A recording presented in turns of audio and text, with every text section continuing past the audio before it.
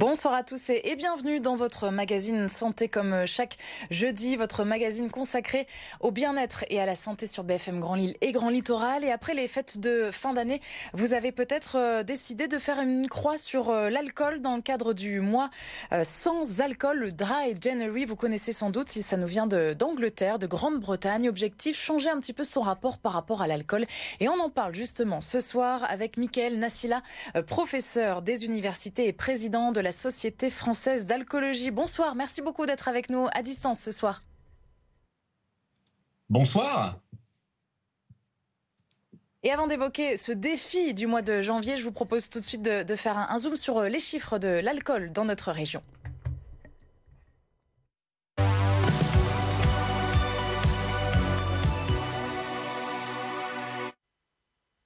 Et selon l'Agence régionale de santé, en 2017, dans les Hauts-de-France, 11% des adultes de 18 à 75 ans consomment quotidiennement de l'alcool, un taux supérieur à la moyenne nationale. En 2017, toujours, on comptabilisait un petit peu plus de 22 000 passages aux urgences liés donc à l'alcool, soit en moyenne un petit peu plus de 60 passages quotidiens par jour. Je vous propose, monsieur Nassila, de rebondir sur ce chiffre, un petit peu plus de 11% des adultes chez nous, dans les Hauts-de-France, qui boivent tous les jours. On ne se rend pas bien compte. Est-ce que c'est beaucoup pour vous, spécialistes ? Eh bien, écoutez, oui, c'est beaucoup parce que ça, ce n'est qu'un des indicateurs. Mais si on regarde d'autres indicateurs comme la mortalité pour des maladies liées à l'alcool, c'est carrément un x2. On est 2 fois plus élevé que la plupart des autres régions chez les hommes et chez les femmes. Et donc, notre région est beaucoup plus touchée par les cancers des voies aériennes supérieures. Donc ça, effectivement, ce sont des chiffres qu'il faut vraiment les prendre au sérieux. Concernant le Dry January, donc on en parlait en introduction, cette tendance qui nous vient de Grande-Bretagne, l'objectif, en quelques mots, c'est quoi ? Alors l'objectif, c'est quand même, c'est pas de perdre quelque chose, c'est de gagner quelque chose et de le découvrir soi-même en se lançant un défi de ne pas consommer. L'idée, c'est de suivre ses consommations sur un agenda en téléchargeant une application et de noter ses consommations si on consomme pendant le mois de janvier et de faire le point par rapport aux nouveaux repères de consommation d'alcool pour savoir si on consomme un peu trop d'alcool. Et si on consomme un peu trop d'alcool, on a un risque de développer certaines pathologies. Et donc l'idée, c'est vraiment de faire le point. L'idée, c'est aussi de voir un petit peu le rapport qu'on a par rapport à l'alcool tous les jours, chaque semaine. Quel est le conseil que vous donneriez pour ceux qui veulent se lancer ce défi du mois de janvier sans alcool ?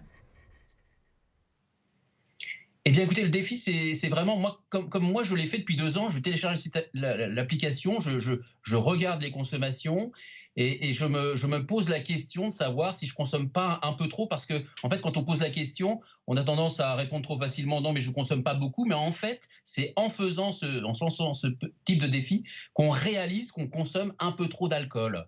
Et en fait, on s'aperçoit pourquoi on consomme, à quelle occasion, et ça permet de réfléchir vraiment à sa consommation. Et en plus, juste pour vous dire quelle est la jauge ? Il y a des tas Quelle est la jauge, en fait ? Comment savoir ?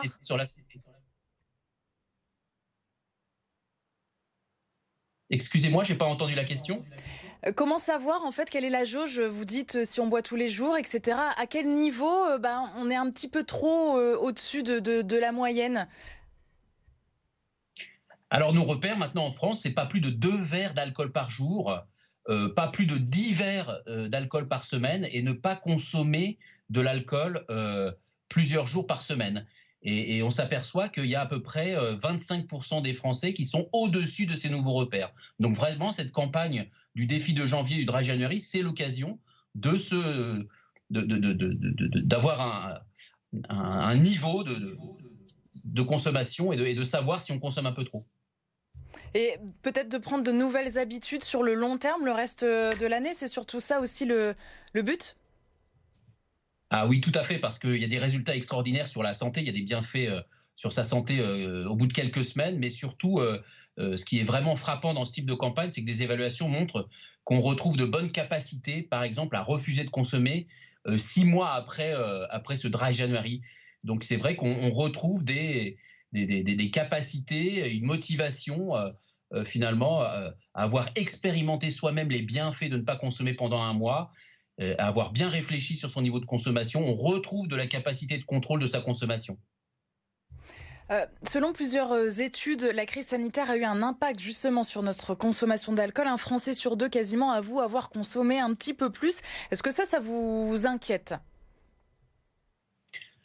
Écoutez, je suis pas trop inquiet encore parce que des enquêtes montrent que vraiment, quand on regarde les chiffres dans le détail, c'est à peu près 10% qui augmentent sa consommation d'alcool, mais on a quand même 25% qui ont aussi profité du confinement pour diminuer leur consommation d'alcool. Une majorité n'a pas modifié sa conso. Ce qui m'inquiète beaucoup plus, c'est le prolongement de cette pandémie et tous les risques associés notamment en termes d'économie, de crise économique, avec les répercussions psychosociales qui peuvent impacter ensuite la consommation avec cette idée de consommer pour essayer de faire face à ces problèmes. Donc ça c'est quelque chose qui nous inquiète, je dirais, dans les prochains mois, prochaines années. En tout cas, à long terme. Je vous propose tout de suite de continuer avec une question d'un téléspectateur, Basile, du côté de Roubaix. Je ne bois jamais d'alcool et me sens parfois jugé. Est-ce que c'est normal? Je dirais c'est normal parce que c'est la réaction habituelle qu'on a en France. C'est celui qui ne boit pas, c'est l'alien, c'est celui qui n'est pas comme les autres. Et c'est justement tout l'enjeu actuellement avec ce type de campagne aussi, c'est de dire qu'une consommation d'alcool, ce n'est peut-être pas normal, ce n'est pas la norme. On a tendance à croire, à surestimer très largement la consommation des autres. C'est un des problèmes qu'on a avec les jeunes notamment. Et en fait, c'est pour ça qu'un enjeu actuel, c'est aussi de rappeler ces repères de consommation et puis ce que consomme réellement, par exemple, sa classe d'âge, pour faire bien comprendre que finalement, une consommation d'alcool, c'est peut-être pas normal. Revenons justement sur les risques liés à l'alcool pour notre santé. Déjà, à quel âge on observe la première consommation d'alcool? Est-ce que c'est de plus en plus tôt, à l'adolescence, Monsieur Nassila? Alors non, c'est pas de plus en plus tôt. En France, ça a toujours été tôt. On goûte l'alcool assez tôt, puisqu'on dit qu'en général, on a tendance à goûter l'alcool à 8 ans, 9 ans, lors de cérémonies, ou bien même là, il faut s'inquiéter aussi avec les apéros, où les enfants peuvent vraiment goûter l'alcool peut-être assez facilement. L'ivresse, c'est toujours autour de 14 ans. Donc finalement, il faut quand même s'en inquiéter. Il n'y a pas un rajeunissement, mais c'est quand même très précoce. Et ça commence à la fin de l'école primaire et au début du collège. Et les consommations s'intensifient pendant le collège et le lycée pour arriver peut-être à un extrême en post-bac et notamment à l'université. On l'a vu au début dans les chiffres, les Hauts-de-France sont la 3e région où la consommation d'alcool est supérieure à la moyenne nationale. Comment on l'explique et est-ce que cette tendance perdure encore?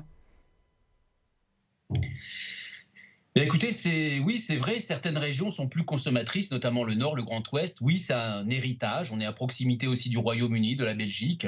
Il y a une consommation qui est ultra banalisée. Alors, il y a des aspects sociaux, bien évidemment, et ça pose un problème puisque l'alcool contribue fortement aux inégalités sociales et de santé. Mais c'est comme ce que je disais un peu tout à l'heure, c'est une consommation aussi qui est peut-être en automédication pour penser les maux socio-économiques. Donc, voilà, c'est pour ça qu'il y a vraiment des régions qui doivent mettre le paquet, si je puis dire un petit peu, en termes de prévention alcool. Et les Hauts-de-France et le Grand Ouest, jusqu'à la Bretagne, sont les régions qui sont les plus touchées par rapport aux méfaits de la consommation d'alcool. Alors l'alcoolisme, on le sait, c'est une maladie, c'est une dépendance. Quelqu'un qui arrête de boire, est-ce qu'il reste quand même fragile toute sa vie? Est-ce que reprendre même une goutte d'alcool, c'est dangereux pour lui? Oui, alors ça, malheureusement, il faut bien comprendre que quand on a une addiction, c'est une maladie chronique. Et même si on peut réduire sa consommation ou être abstinent, même pendant très longtemps, on est à risque de rechuter tout au long de sa vie. Donc ça, c'est quelque chose de... Alors certains vont réussir à vraiment bien retrouver le contrôle de leur consommation, voire à rester abstinent très longtemps. Mais il faut savoir quand même qu'on est plus fragile, on est plus à risque face aux addictions. Et la première chose à faire quand on veut arrêter de boire, c'est quoi? C'est d'aller vers les professionnels de santé pour se faire accompagner seul, c'est difficile? Ah oui, ça c'est ce que je conseille vraiment, c'est d'aller voir un professionnel de santé, d'avoir un avis, hein, bien savoir quel est le problème, si c'est un mésusage, si c'est une dépendance. La dépendance, en plus, il faut bien comprendre qu'il y a un gradient de sévérité. On peut être plus ou moins dépendant, et donc en fonction de la problématique. Et en général, le gros problème, c'est il y a l'addiction à l'alcool, mais il y a aussi souvent beaucoup d'autres problèmes. On appelle ça des comorbidités, c'est-à-dire qu'on peut avoir des problèmes psychologiques, psychiatriques, ou à d'autres organes, des problèmes somatiques, et puis, je dirais, des problèmes sociaux, etc. Donc, il faut en fait une prise en charge multidisciplinaire. Et donc, la première chose à faire, c'est d'aller voir un professionnel et de faire un bilan vraiment de sa consommation, de sa maladie, Merci. et de mettre en place quelque chose. Merci beaucoup, Mickaël Nassila, professeur des universités et président de la Société française d'addictologie, d'avoir été avec nous ce soir pour parler notamment du Dry January. Merci beaucoup.